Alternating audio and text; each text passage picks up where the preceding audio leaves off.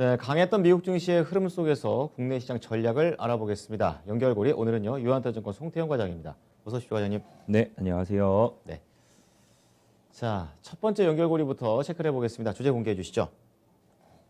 야, 이거 진짜 대단했습니다. 필라델피아 반도체 지수가 무려 지수가 4.9%, 사상 최고치인 걸로 이제 알고 있는데요. 자세한 내용 전해주시죠. 네, 말씀을 하시는 것처럼 사실 제가 아침에 한 4시 정도에 일어났는데 네, 눈을 의심했습니다. 너무 높아서. 지수가 그때 당시만 하더라도 5%가 넘어가고 있었거든요. 그랬군요. 예. 그래서 이게 뭔가라는 생각과 함께 제 감시님 종목판이 대략 한 300개가 넘는 종목이 있는데 맞네요. 예. 파란색을 찾아보기가 힘든 이 정도로 대부분의 종목이 다 올라가 있는 그랬군요. 이러한 이제 흐름이 이제 어제 시장에서 나왔다라고 보시면 될 것 같고요. 네, 계속적으로 사실상 지금 요 근래 보게 되면은 가치주라든지 아니면 경기 민감주 쪽으로 보다 더 강한 흐름이 나왔었는데 그렇죠. 어제는 정반대로 사실 나스닥이 훨씬 더 강한 흐름이 나오게 되면서 그랬죠. 3% 정도의 상승세가 나오게 됐고 거기서 뭐 대형 기술주라든지 아니면은 반도체 쪽으로 수급에 대한 부분이 많은 부분 쏠리면서 이제 상승이 나왔다라고 보시면 될 것 같고요. 네네. 이 성장주 관련돼서 계속적으로 이제 이런 부분에 니즈는 있는 것 같아요. 그래서 어느 정도 시장에 대한 완화에 대한 스탠스가 나온다거나 아니면은 다시 위험 자산으로 대한 회귀가 이제 이루어지게 됐을 때는 이런 성장이 나올 수 있는 섹터에 대해서 다시 이 자금이 들어오게 되는 그리고 그에 따라서 올라오게 되는 네. 이러한 이제 흐름이 나온 것이 아닌가라고 생각을 해볼 수 있는 것 같고요. 이제 관련된 종목들 관련돼서 말씀을 좀 드리게 되면은 예. 먼저 우리나라와 가장 이제 이 사업이 비슷하게 연관 이제 영위를 하고 있는 마이크론 테크놀로지 같은 경우에는 어제 한 4% 정도 이제 상승이 나왔습니다. 뭐 메모리들 다 강했었어요. 뭐 아주 높은 측에 속하진 못하지만 워낙에 땅에 높아서. 지수가 4.9%니까 그쵸. 한 중간 정도를 했다라고 보시면 될 것 같은데요. 역시 메모리 업황 관련돼서 계속적으로 좋은 이야기가 많이 나오고 있습니다. 아, 그렇군요. 사실 2022년도 하반기에나 이제 디램 가격이 반등이 나올 것이다라는 이제 관측이 상당히 많았었는데 이런 부분이 더욱더 이 시결이 빨라지고 있다라고 보시면 될 것 같은데 그렇군요. 그 2022년도에 고객사의 재고가 생각보다 빠르게 줄어들 것이다라고 코엔에서 이제 전망이 나오게 됩니다. 더 필요하겠네요. 뭐 아무래도 서버 쪽 같은 경우에는 사실 메타가 지금 많은 이제 서버에 대한 증축을 이제 그렇죠. 이야기를 하게 되면서 네. 거기서 이제 오더가 좀 많이 나오게 되고 그리고 아마존이라든지 이제 나머지 여타의 마이크로소프트 같은 경우에는 아직까지는 오더가 늘어나고 있지는 않기는 하지만 네. 이런 부분도 더욱더 빨라질 수 있는 부분이 그럴 수 있다라고 있죠. 이야기를 하고 있는 거고요. 예. PC 부분이 생각보다 많이 좋아지는 것 같아요. 많이 좋아진다고 보기보다는 우려가 이만큼이었었는데 네. 그 우려 대비 이만큼 좀 줄어드는 그러니까 수요가 떨어질 거라는 예. 예상이 많았잖아요. 그게 이제 이만큼의 우려가 있었었는데 그 우려가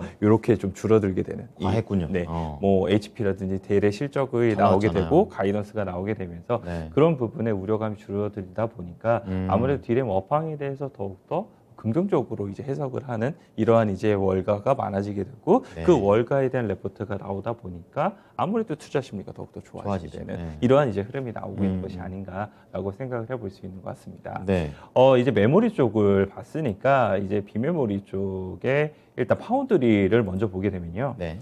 글로벌 파운드리라는 회사가 이제 10월 달에 상장을 했습니다. 그렇군요. 그리고 11월에 이제 처음으로 실적 발표를 했는데 네. 실적 발표 상당히 뭐 괜찮았던 부분이 있었었고 좋았군요. 그리고 이제 컨퍼런스 콜을 진행을 했던 부분이 있었습니다. 네. 이 컨퍼런스 콜을 진행을 하게 되면서 한 3가지 정도가 눈에 띄었었던 부분이 있었었는데 첫 번째 같은 경우에는 차량용 반도체 관련돼서 네.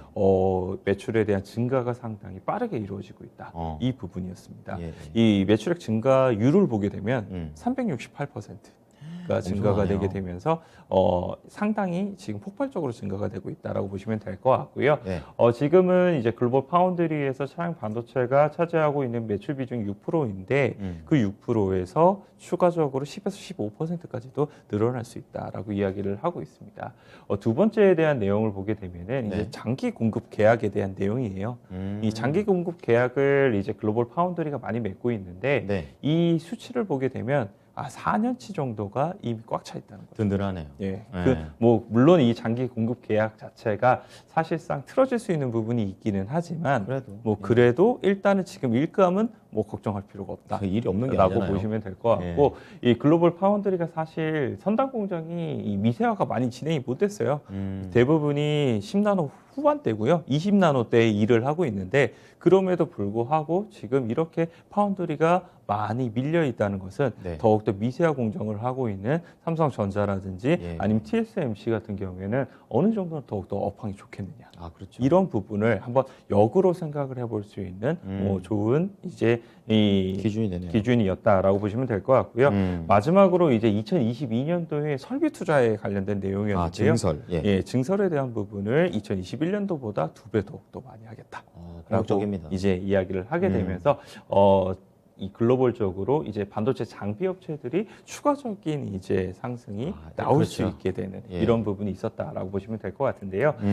그렇게 되다 보니까 어제 이제 글로벌 장비 업체들 한번 보게 되면은 어플라이드 머티리얼즈 같은 경우에 6.4% 정도의 이제 상승세가 나오게 되고요. 강합니다. 그리고 램리서치 같은 경우에도 5.7%, 그리고 KLA 덴코 같은 경우에도 한 5% 정도의 상승세가 나오면서 전반적으로 다 좋았다라고 보시면 될 것 같고요. CT에서는 이제 2022년도 반도체 종목들 중에서 장비 업체를 더욱더 선호한대요. 네, 그 이유는 이제 5년 동안 이제 평균적인 이제 밸류에이션을 구해봤는데 일반 반도체 업체들 대비했을 때보다 장비 업체가 10% 정도 할인에 대해서 거래가 되고 있기 때문에 이런 부분을 이제 감안을 해야 된다라고 이야기를 하고 있고요. 그리고 내년도에도 반도체 공급 부족에 대해서 해소를 하기 위해서는 결국은 설비 증대를 해야 되니까 그런 부분이 더욱더 많이 이 수혜를 받을 수 있다라고 이야기를 하고 있습니다. 그래서 반도체 장비 업체들 같은 경우에 이 해외에도 있기는 하지만 국내에도 사실상 반도체 장비 업체들이 있다는 점을 한번 생각을 해보셨으면 좋을 것 같고요. 마지막으로 이제 이 반도체 전 세계 업체 중에 시가총액이 가장 큰 업체입니다. 엔비디아 봐야죠. 엔비디아 강했어요. 엔비디아가 사실 8% 정도 상승세가 나오게 되고 AMD가 4% 그리고 퀄컴이 한 5% 정도의 상승세가 나오게 되는데요. 다 비메모리네요. 이쪽이 보게 되면은 사실상 지금 메타버스랑도 연관이 많이 되어 있는 섹터잖아요. 그렇죠. 이 업체들 자체가 필요한 부품이 그렇게 많죠. 되다 보니까 이 다시 기술주 그리고 성장 쪽에서도 메타버스 쪽으로의 오늘 반도체랑 엮이게 되면서 더욱더 갈 수 있는 부분이 있지 않을까라고 저는 생각을 하고 있습니다. 그래서 오늘 같은 경우에 이런 이 반도체 업종 전반적으로 많이 강했었고 이런 부분 자체가 오늘 국내 시장에서도 영향을 미칠 가능성이 상당히 많다 이렇게 생각되고 있습니다. 네, 메타버스가 5G 갔다가 이번엔 또 반도체로 갑니다.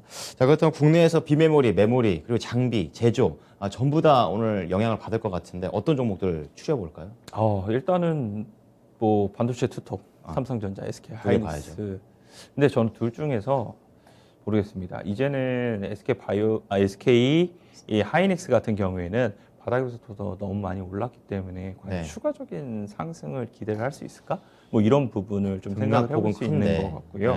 물론 오늘 아침 반영률 자체는 삼성전자보다 높을 수 있기는 하겠지만 그 이후의 움직임 자체가 삼성전자가 추가적으로 더 좋아질 수 있는 부분은 아까 말씀을 드린 것처럼 비메모리 부분이 삼성전자에 대한 수율이라든지 아니면은 모바일 AP에 관련된 긍정적인 뉴스도 계속적으로 더욱더 많이 나오고 있다는 점을 생각을 해봤을 때는 이 두 개를 놓고 봤을 때는 이제 삼성전자가 조금 더 올라갈 수 있는 부분이 있기는 하다라고 생각을 하고 있고요. 재료상. 뭐 오버 이제 슈팅이 나오게 되면 8만 원 초반을 넘어가게 되는 뭐 이런 이제 그림이 나올 수 있지 않을까라고 일단은 먼저 생각을 하고 있습니다. 그래서 SK 하이닉스가 많이 올랐던 폭이 있기 때문에 그런 부분의 차익을 한번 생각을 해보셨으면 좋을 것 같고요.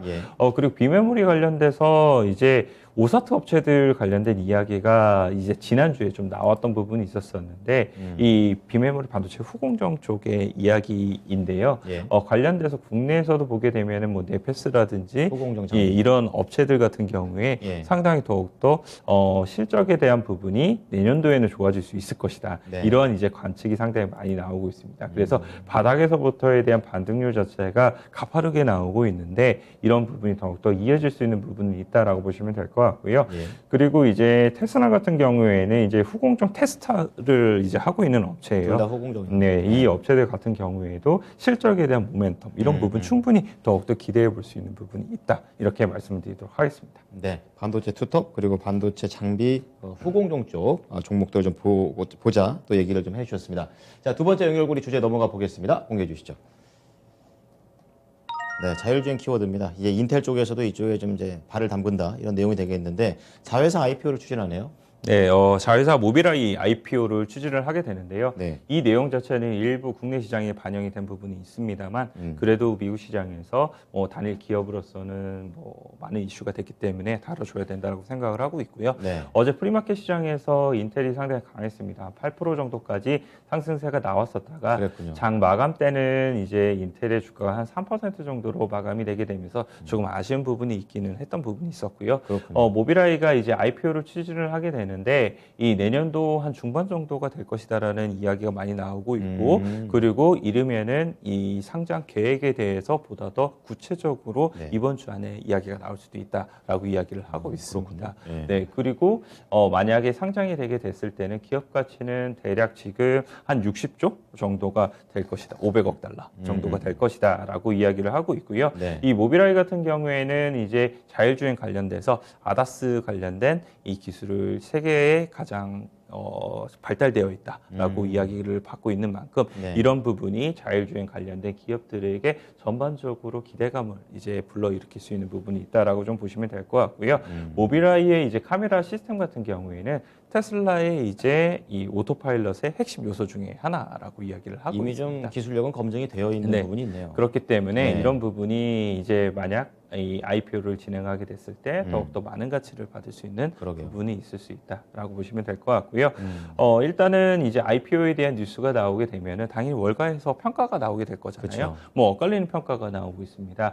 노스랜드 같은 경우에는 IPO를 추진을 하게 되면서 사실상 인텔이 자금을 유치를 하게 되면서 일시적으로 오를 수 있기는 하겠지만 이 IPO를 통한 자금을 이제 땡겨 온다는 것 자체는 이 다른 쪽에서 신사업 성장에 대한 그렇죠. 동력 자체를 찾기가 어렵기 때문에 네. 자금 조달을 이렇게 하는 것이다. 그렇게 그렇기 해석할 수 때문에 일시적으로 오름에 그칠 것이다라고 얘기를 하고 있고요. 반대로 모건 스탠리 같은 경우에는 네. 아까 말씀드린 것처럼 모빌아이에 대한 IPO가 더욱더 이 가치를 많이 평가를 받을 수 있을 것이다라는 좋은 쪽으로. 이제 이야기를 하고 있습니다. 예. 그렇게 되었을 경우에는 자금 조달을 더욱더 원활히 하게 될 거고 그것은 인텔의 이 주가에 더욱더 긍정적으로 반영을 하게 될 것이다. 이렇게 양측의 이야기가 좀 나오고 있다. 이렇게 보시면 될 것 같습니다. 자금 조달에 대해서 좀 생각이 좀 서로 다릅니다. 자, 그렇다면 국내에서도 이런 증권사들의 판단이 있는 만큼 커버가 있는 만큼 봐야 될 종목들로 보겠습니다. 어떤 종목인가요? 자율주행에서 대표적인 업체는 만도가 될 수가 있기는 할 텐데 만도의 움직임 자체는 이 이슈로 인해서 움직이기 좀 제한적이기 때문에 조금 더 작은 업체에서는 칩셋 미디어가 가장 반응률이 좋더라고요. 그렇군요. 어제 같은 경우에도 52주 신고가를 갱신을 하는 흐름이 나오게 됐고요. 사실 예. V자 반등이 지금 나오고 있거든요. 그러게요. 그런 부분 자체가 지금 많은 이제 투자자분들께서 지금 이러한 이슈에 반응을 하고 있다라고 보시면 될 것 같은데 추격 매수는 조금 자제를 하셨으면 좋을 것 같아요. 네. 이게 분봉으로 보시게 되면 생각보다 변동성이 상당히 크거든요. 그렇군요. 그런 점을 염두에 두시면서 좀 접근을 하셨으면 좋겠다라고 변동성. 말씀을 드리고 싶고요. 예. 마지막으로 이제 MC넥스 말씀을 드리고 싶어요. 이 자율주행에서 계속 이야기가 나오는 게 카메라를 더 많이 채용을 하겠다라고 그렇죠. 이야기를 많이 하고 있습니다. 네. 이 MC넥스 같은 경우에도 이제 카메라 관련돼서 전장 쪽으로에 대한 확대가 더욱더 많이 되고 있다는 점과 그리고 2022년도에 스마트폰 쪽에서도 카메라 모듈에 대한 부분의 회복이 이루어질 수 있다는 점, 이 점까지 생각을 해봤을 때는 지금 많은 부분 이제 2021년도 실적이 깨지게 되면서 하락을 했던 부분이 있었었는데 네. 이제 막 올라오기 시작을 했다라고 보시면 될 것 같고요. 예. 얼마 전에 사실 대량 거래를 동반을 하게 되면서 강한 상승이 나왔던 적이 있거든요. 그 이후에도 주가를 계속적으로 일정 레벨에서 유지를 해주고 있다는 점은 그 이상으로 올라가기 위한 이제 준비를 하고 있다. 이렇게 생각해 볼 수 있는 것 같습니다. 네. 자, 두 종목도 잘 참고해 보겠습니다. 고맙습니다. 네, 감사합니다. 네, 지금까지 유한타증권 송태현 과장과 함께한 연결고리였습니다.